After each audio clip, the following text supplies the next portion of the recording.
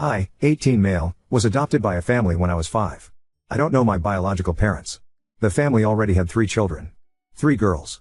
Apparently after the first girl they tried for a boy, but it always ended up being a girl, so after 3 girls they adopted me to finally have a son. In the first few years of my life they treated us all well. My sisters, however, were never able to accept me. They saw me as an outsider who doesn't belong in the family. Actually, it was the oldest one, called Alicia, who poisoned the other 2, called Maria and Juliet, against me by telling them that our parents would treat me better because I was a boy, which wasn't true. In fact, all 3 of them protested against me getting a room in the same floor as them. And my parents gave in. There was a spare room in the basement where I had to sleep now. This, however, just led to them making fun of me, calling me names like cellar rat and many more things. I just shrugged it off, assuming that's how siblings treated each other. But I realized that having my sleeping room in the basement somehow also affected the way my parents treated me. Sleeping down there felt like I was out of sight for them. They lost interest in me and I became less significant and important. While on the other hand they started to focus more on my sisters. When I was 13 they completely lost interest in me. It was like I was a homeless person living in the basement. They missed all the appointments I had. They didn't care about my grades. They never even called me to eat. Sometimes I would come upstairs and see how they already took away the plates. If I was lucky there were leftovers that I could eat. Do you think I got presents for my birthday? No, because they didn't even know my birthday in the first place. And last Christmas they said they forgot to buy presents for me, saying they'll go shopping with me the next few weeks to get me something, which, as you might expect, never happened. I don't feel despised towards my sisters. I'm glad they have a home where they are cared for and that they can feel loved. I just don't understand why they would adopt me if they just throw me away like a piece of paper. I think they just wanted to have this feeling to have a son for some time, but then realized they could never love me like one of their own. And putting me into the basement was the last straw. That is when they completely banished me from their minds. And I just can't do this anymore. I decided to pack my things and leave. I will do it tonight. I stay at a friend's house for a while and try to look for a job that hopefully gets me enough money so that I can rent an apartment. And after that I will never look back. I decided to leave a letter behind in my room. I wouldn't be surprised if they never even find it. Let alone notice that I'm gone. I use a throwaway for this, but I actually don't know why. I thought I don't want them to see this, but now that I think about it I could send them this post. I don't know why I even write this in here in the first place. I feel so desperate. Update 1. Let's start by what happened yesterday. First of all, I never expected my post to blow up like this. This is absolutely insane. I tried to read all of your comments and answer all direct messages, but it's just too many. So I'm sorry if I ignored you. Many of you had great advice, such as taking all my documents with me and go to the police, which I wanted to do today. Let's go through everything that happened chronologically. After reading through many comments, I decided to take my documents with me. So at the evening before my adoptive parents went to bed, I snuck into their bedroom and took all documents that I could find and waited for nightfall. I packed my things and left when all of them were asleep. Everything went as planned. I silently left the house and went to my best friend's home. He had an apartment in a neighbor city, so I had to walk for a while. I arrived at his apartment between 2 and 3 a.m. He had a spare bedroom that he used for visitors who might want to stay for the night. We agreed that I could live with him as long as I want. He only expected me to find a job quickly, and if I do that he wants me to help him pay the rent for it. I was fine with that. I slept through the night and at the morning I started looking for jobs immediately. But now a few hours something more than interesting happened. While I was on his laptop still looking through the online job advertisements and collecting them, the doorbell rang. He opened the door and I heard a familiar voice. But it wasn't one of my parents. It was one of my sisters. Maria, to be exact. The middle sister. I heard how she asked if I was here. He wanted to lie for me, but I decided to talk to her to find out what she wanted. So I appeared behind him and she winked, "Thank God you're here," and hugged me. I was completely overwhelmed and surprised and didn't know what to say, and then she told me how she found me, and this is where things get more interesting. She told me that this morning a way too familiar sounding story appeared on her TikTok For You page.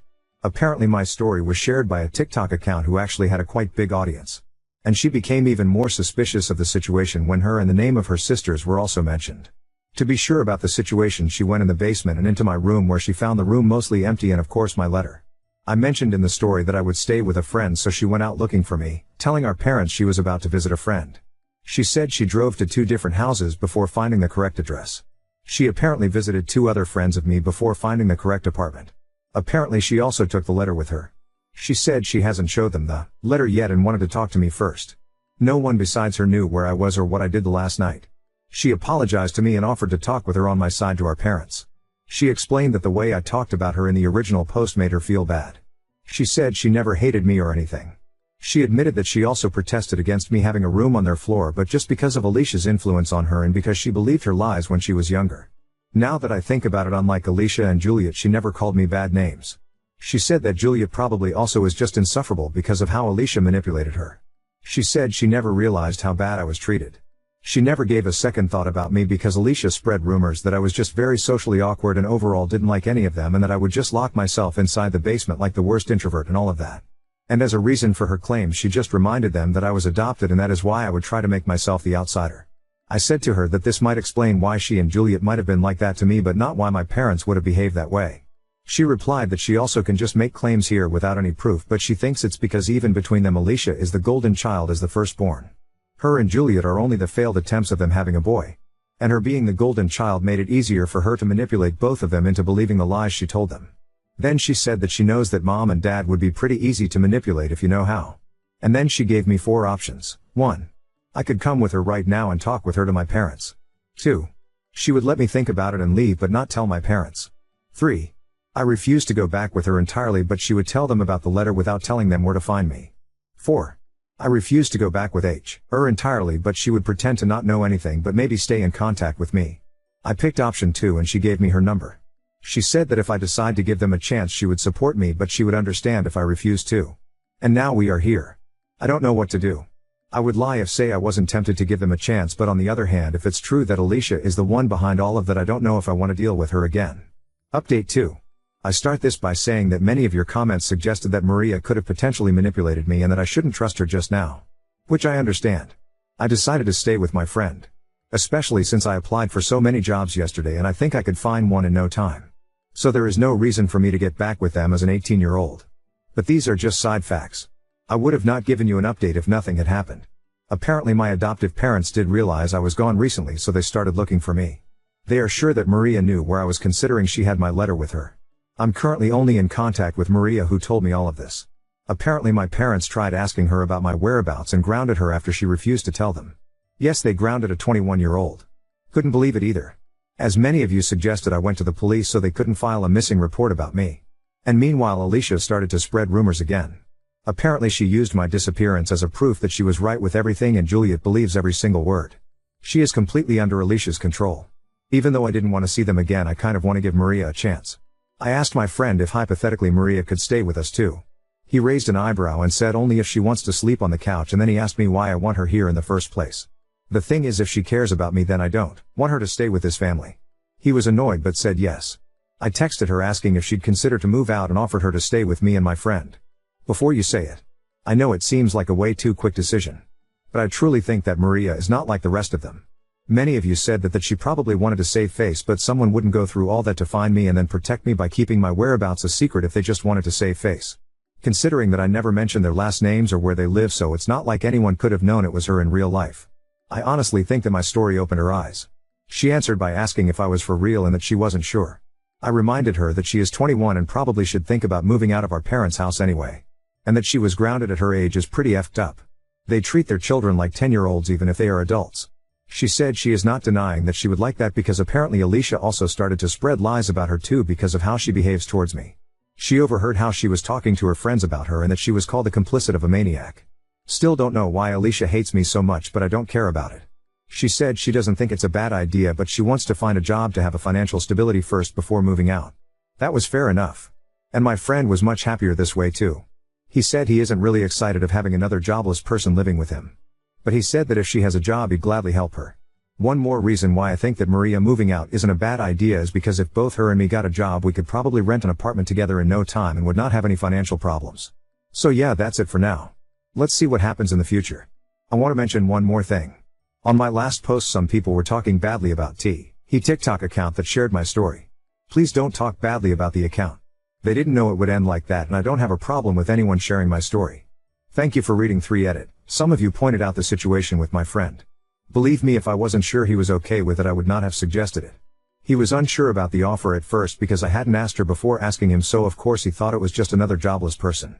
But like I said, he is fine with it as long as she has a job. And I'm definitely grateful for what he is doing and I will repay his kindness. Don't worry about that. Smile, what he does should not be taken for granted and I know that. You're also right that offering her to live in his apartment is going a bit far. But like I said, he is an amazing person. I wouldn't do it if I knew he wasn't 100% okay with it. Update 3. I want to keep you updated, so here I am again. Today I got a call from Alicia. And apparently nothing is what it seems to be. I still try to process this call. I've been in contact with Maria for a few days and I truly thought she was different, but she was just like the others. When I got the call today, it was an unknown number. I froze when I heard Alicia's voice. She screamed at me saying, "Who the hell do I think I am to talk about her like that?" We had a little argument but somehow managed to calm down. I thought about hanging up, but I wondered what she wanted from me. She told me to grow up. I was never part of their family according to her, and that I should have known it since the beginning and stopped crying about it now when I could have done something about it the entire time. I admit I was angry and not very nice. I told her to go FCK herself and told her I was going to get Maria out of there too because both us wouldn't deserve a life around someone like her. Then she said something I guess she shouldn't have said. She said that I was ridiculous because Maria was a part of all of this theater and if I truly thought mom and dad cared about me. Then she accused me of trying to ruin her family and told me what really happened after I left. They tried to save their face. Maria hasn't told me the full story. Apparently it's true that she was the one who found my story on TikTok by accident, and she also found the letter first. In Maria's version of the story, she lied to mom and dad and told them she was about to visit her friend when she was looking for me and they didn't know about it. But Alicia said that Maria told mom and dad immediately after finding my letter. This also answers the question how Maria knew about my friend's address. I never told this to anyone except my adoptive mom. They thought that if they fooled me into thinking I had someone on my side, it would be easier for them to get to me because they assumed I probably wouldn't open the door for them. I couldn't believe it and asked why I would believe someone like her, to which she replied, "Who do you think gave me your number?" Then she demanded me to take down my posts and hung up. Honestly, I kinda believe her. But it also proves that they are all the same. They try to manipulate me to get back with them to save their reputation. Many of you guys warned me about this, but even after everything that happened, I didn't want to believe someone could be this evil. But that's it. I will cut any contact with them. I am not taking my posts down. Everyone deserves to know what these people are. I cannot believe I tried so desperately to see the good in them. Oh, some of you might want to know that I also apologize to my friend for offering room that wasn't mine to begin with. I understand your critique about this and you are right. I crossed a line there. With that being said, the chapter Adoptive Dickhead Family is hopefully closed now.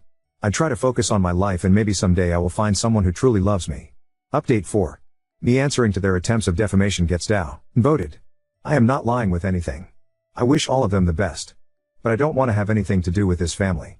A few people pointed out that Juliet and Alicia made posts of their own, but apparently these posts got deleted, cause I cannot find them.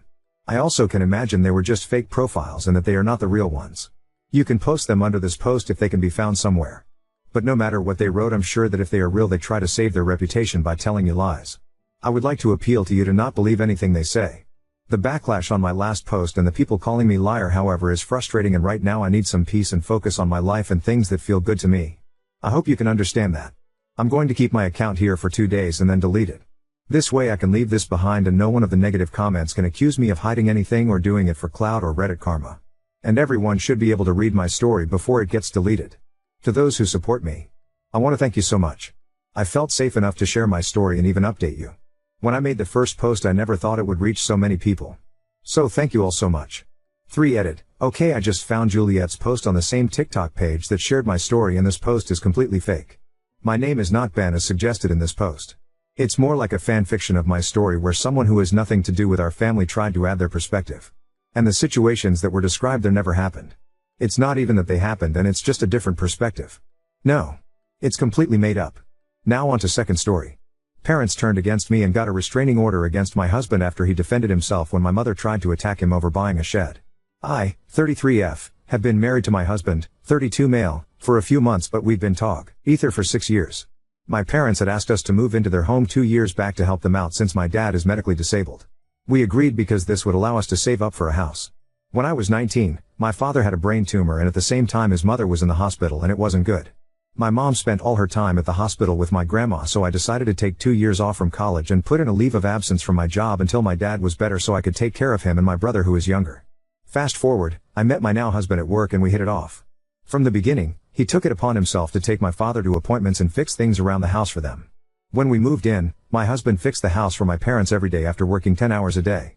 Anything they asked of him, he did. He fixed the dryer 6 times, he repaired the HVAC system, he is not an HVAC, he took his personal time to learn the basics so our heat would work, and anything else they needed. So now we are married for a few months and have been looking for a home. My mother has been rude and passive-aggressive with him ever since we got married. Some backstory on my childhood. I was emotionally abused by my mom and was taught how to hate my father because he was always working. My mother always used to tell me that my dad had no time for me and to not bother him for anything. My mother once broke an easel over my head when I was 6 because I was playing Barbies with my friend and she wanted to play with my new one and I told her she could play with any other one she wanted. My mother has always been toxic, but I was always gaslit by family and friends and it was always my fault. My brother on the other hand had stolen from my parents, stolen thousands and thousands of dollars from them, became addicted to hard drugs and has threatened to beat my parents and myself multiple times. He's the golden child and can do no wrong. I have always resented my parents for this but was always made to believe that I was being stupid and it was my fault. My husband and I have put our own money into my parents' house to help fix it for them with no request for payment back. My parents have been ungrateful for everything we, especially my husband, have done for them, but we kept doing it because we live there too. I recently was told by my therapist that in order to be healthy for myself and my husband I would have to confront my parents about all the issues and trauma that I had been living with. So I do this and all of a sudden, they claim my husband is brainwashing me. In their words, there was never an issue, so why am I speaking up now? I was explaining to them that my therapist wants me to work on being more healthy with my family and that is why I chose to speak to them. My husband and I received many gifts for our wedding and both of my parents said to place them in a room no one uses. Just recently, they've been complaining about the gifts and told us to figure out storage. So yesterday, we bought a small shed from Sam's Club so we can place all of our things in it. This is what set my mother off. She said it was her house and we had no right to purchase it. When we tried to explain the reason for it, she started screaming at my husband, telling him he does nothing in the house and we just choose to do whatever we want to do because we are selfish. She also said she wanted us out of her house. I told her we had no place to go and that we needed time. She then charged my husband and went to punch him in the face. My father stopped her and then they called the police. When the police came, they told us that they felt sorry for us because we hadn't done anything but that they decided to place a temporary restraining order on my husband and that they wanted me evaluated for brainwashing and Stockholm Syndrome. All of this over a freaking shed? The cops came a few hours later and said that I didn't have to leave, but that temporarily he would have to. So we packed up our things and our dog and left to a hotel. I've been getting messages from family saying that I'm in the wrong and I'm an asshole because I put my parents through hell. I've decided for my own mental health that I need to cut off all toxic family members because my husband and I don't deserve this. Ada? Edit. Hey all. I noticed my wording about the Stockholm Syndrome and brainwashing nonsense sounded like it came from the cops. I'm sorry. My parents were yelling and begging the police to evaluate me because I would never speak to them like this on my own. The police obviously didn't do anything of the sort and even told my parents that I was clearly speaking for myself and was under no duress. Update 1. For those of you who read my first post, it's been 80 days since I posted it and a lot has changed. My husband and I found a house and will be moving into our home at the end of August. I am currently low contact with my parents only because a lot of our things are in their house. I have already set up a day for the movers to come help me gather all of our belongings and yes, my parents know we are taking our things.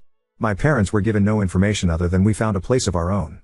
My father has ignored me since the situation they caused and basically blames me for it, but then tells my mom out loud he's not mad at me when I'm there.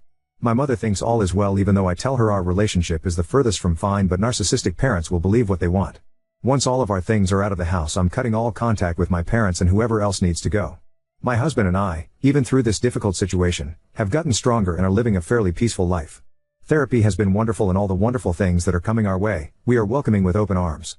One thing I realized, other than my parents being narcissists, is that I really did go through a lot of trauma throughout my life and my parents still think they're the best parents out there.